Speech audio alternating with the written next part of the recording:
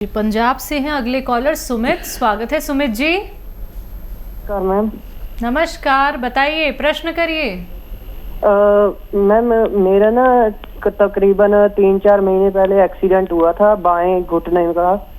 तो मैं गिर गया था बाइक से, तो शायद पता नहीं क्या मतलब अंदर से भरा नहीं, मतलब कड़कड़ करता है ये बायां घुटना। ठीक है। हाँ जी।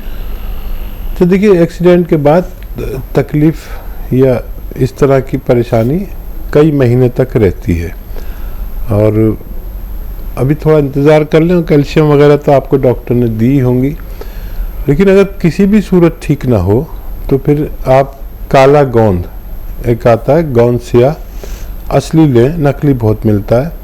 ये कड़वा बहुत होता है, नकली बहुत मिलता है। असली मिल जाए तो आधा ग्राम सुबह, आधा ग्राम शाम दूध से खाइए। आपकी उम्र कम है, दूध से खाइए।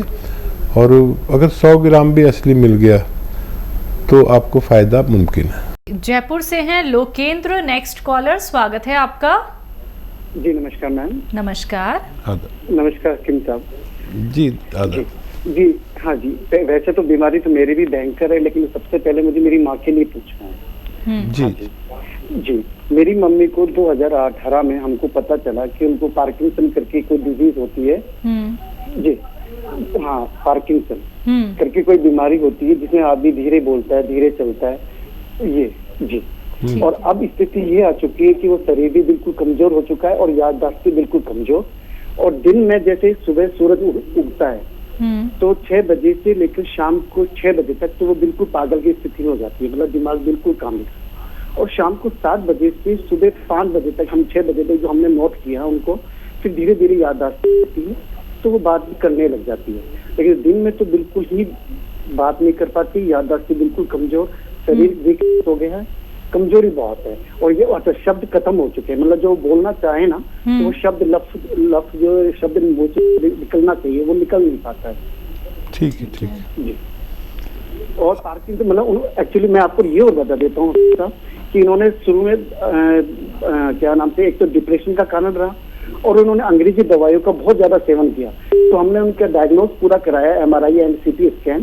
तो उसके बाद उनके क्या शरीर में, मस्तिष्क में खून के थक्के जम गए। वो थक्के, नस तो फटी नहीं लेकिन खून के ब्लॉकेज जरूर रह चुके हैं। मैं समझ गया। इनकी आयु बता दीजिए। आयु इनकी कितनी है? 67। ठीक है, ठीक है। अब अपना सवाल करिए।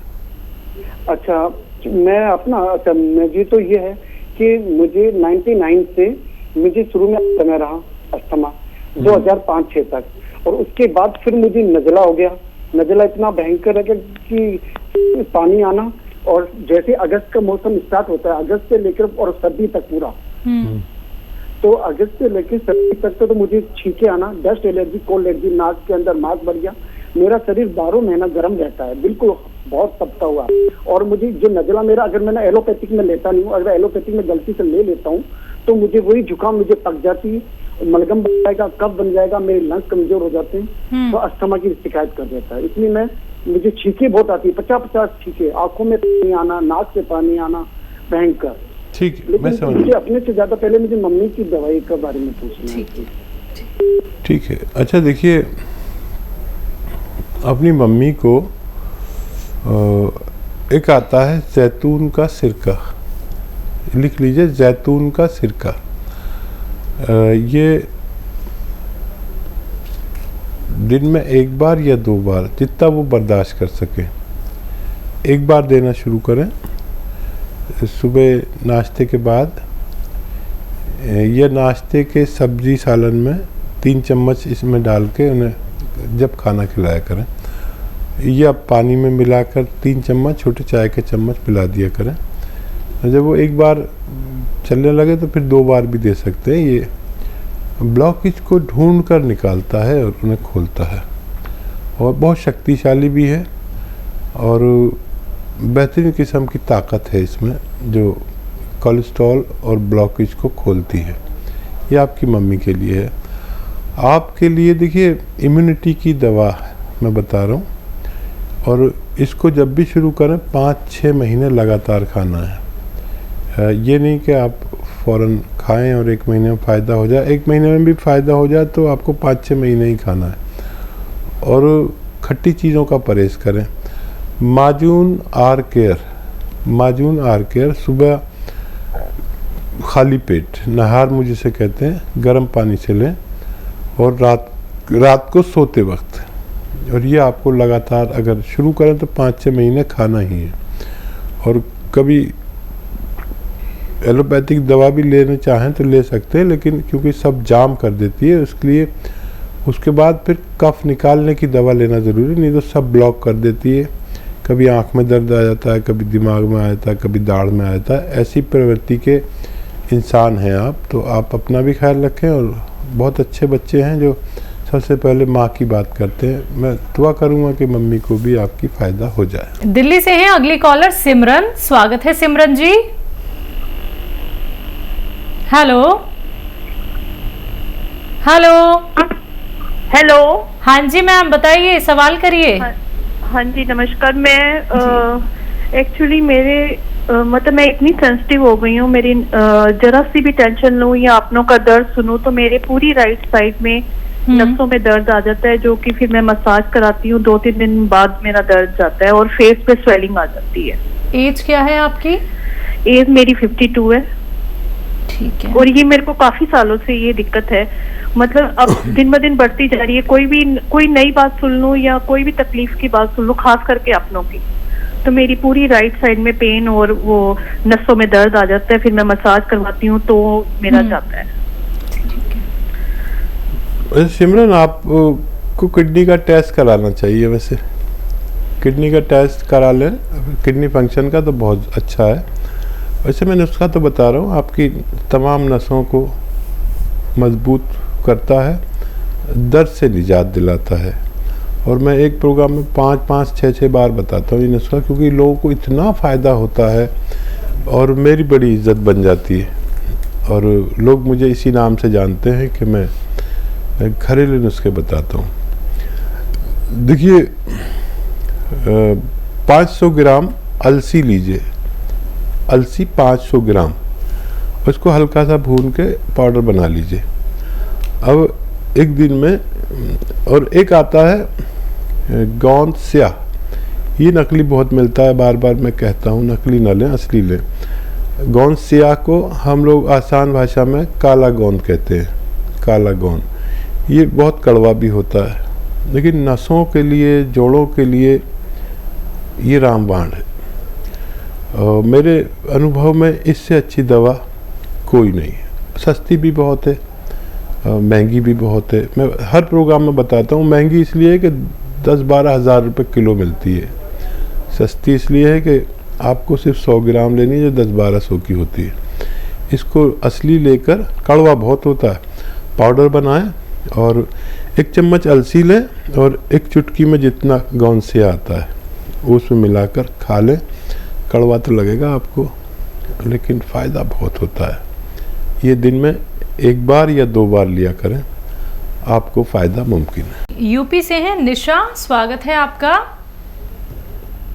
हेलो जी निशा। हेलो जी, अस्सलाम वालेकुम। वालेकुम सलाम। वालेकुम। डॉक्टर साहब, मेरी एज 43-48 साल है। अब मेरे चेहरे पे बहुत वैसी बेजान रूखा और ग्लो बिल्कुल नहीं, कितना ही वॉश कर लो अच्छे फेस वॉश से, पर चेहरे में कोई वो ही नहीं है, बहुत मुरझाया। अब जितना डर है चेहरा पे ना, बहुत ज्यादा। बेटी का भी 23 साल की है, तो बेटी का भी कलर बहुत डाउन है।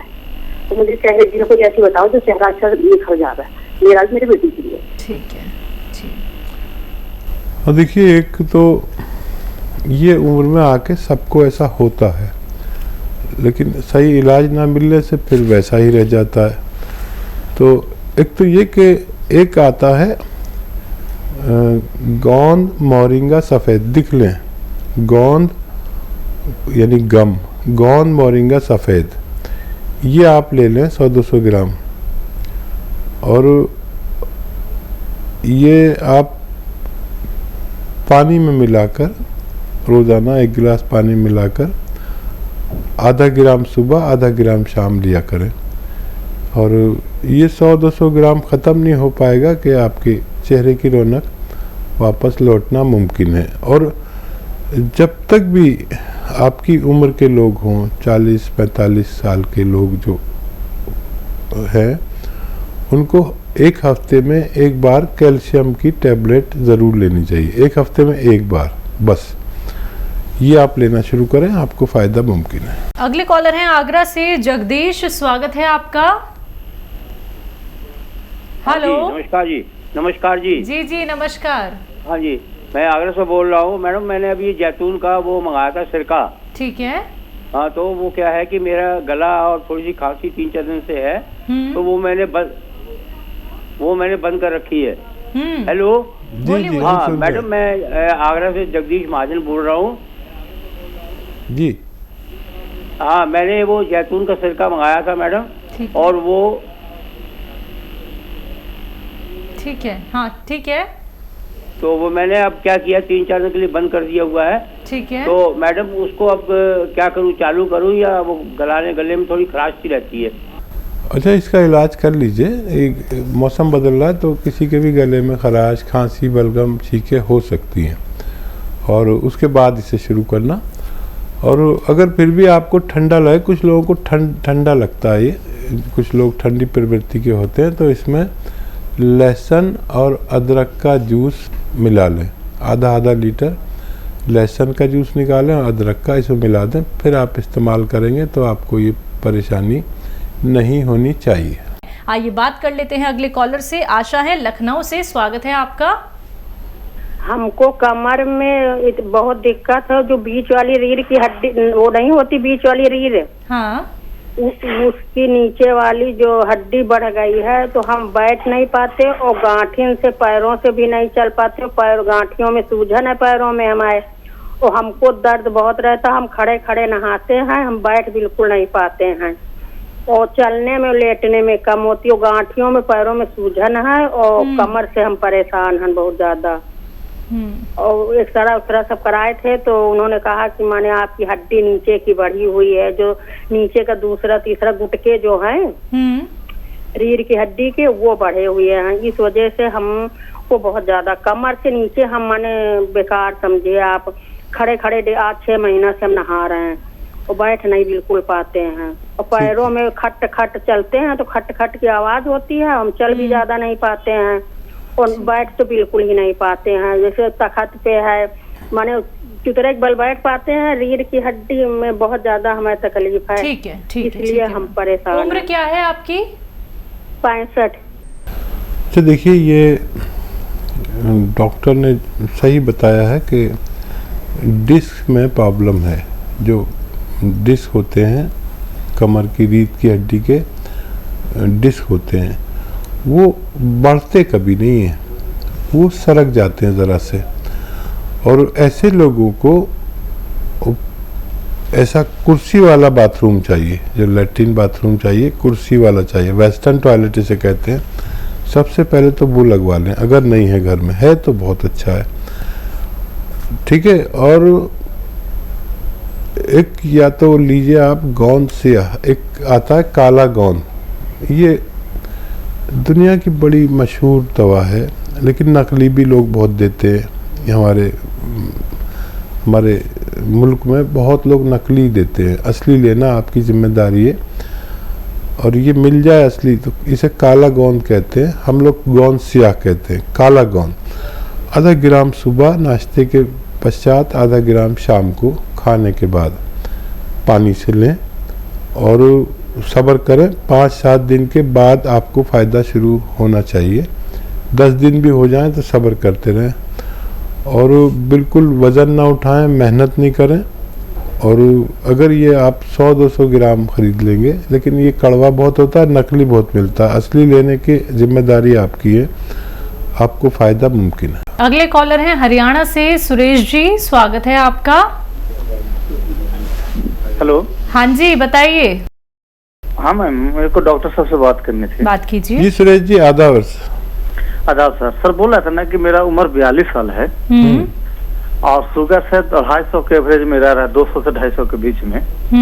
तो सिर्फ इसको कंट्रोल करने के सर बता दीजिए। देखिए, शुगर तो कंट्रोल रह सकती है, हर शख्स की रह सकती है, लेकिन याद रखें, मैं वो नहीं कह रहा कि आप वो दवा छोड़ दें, वो दवा ज़रूर खाएं। और एक आता है जैतून का सिरका, जैतून विनेगर कह लीजिए, जैतून का सिरका, ये ज़रा मुश्किल से मिलता है। कोई तकलीफ़ हो तो हमारे यहाँ भी आप कांटेक्ट कर सकते हैं। ये एक लिक्विड है जो 3 चम्मच सुबह, 3 चम्मच शाम, नाश्ते और रात के खाने के पश्चात पानी में मिलाकर पीना है। आप इसे शुरू करें और फिर आप अपनी शुगर टेस्ट करें। आपको बहुत ज़्यादा आश्चर्य होगा कि आपकी शुगर जो किसी सूरत कंट्रोल नहीं हो रही थी वो होने लगी। भोजन कम किया करें, 4 रोटी खाते 2 रोटी खाया करें, चाहे फिर 3-4 घंटे बाद फिर खा लें, फिर 3-4 घंटे बाद फिर खा लें, लेकिन भोजन कम करें और किस्तों में खाएं भोजन। आप देखेंगे कि आपकी शुगर कंट्रोल होना मुमकिन है।